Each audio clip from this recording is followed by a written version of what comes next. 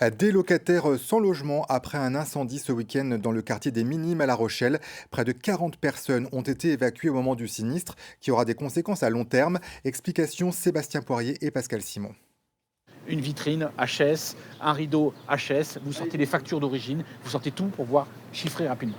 Dès ce matin, assureurs et syndics sont au pied de l'immeuble car l'urgence pour le couple qui gère la boulangerie et ses 20 salariés, c'est de reprendre l'activité au plus vite. C'est surtout des dégâts suite à l'eau. Après, ce qui est plutôt embêtant, c'est la perte de matières premières.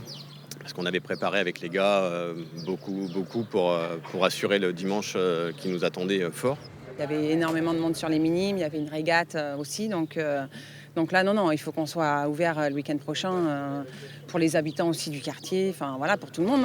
Samedi soir, vers 21h, un appartement s'embrase au 4e étage de la résidence des îles du Ponant, aux Minimes. Le bois permet aux flammes de se propager rapidement, tandis qu'une trentaine de pompiers luttent contre le feu. 39 personnes sont évacuées et hébergées pour une nuit dans un centre social. Une salle de la ville, donc à Saint-Éloi, a été mise à disposition.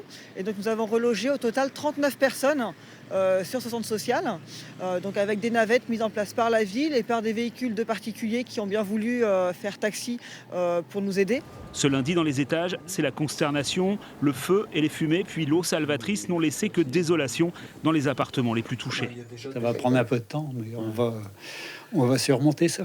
Le locataire occupant, il va falloir qu'il retrouve un logement parce que son assurance, a priori, lui accorde 5 jours d'hébergement quelque part, mais après, il faut qu'il se débrouille. Voilà. Et malheureusement, on n'a pas de logement à lui proposer, quoi. Rien du tout, quoi.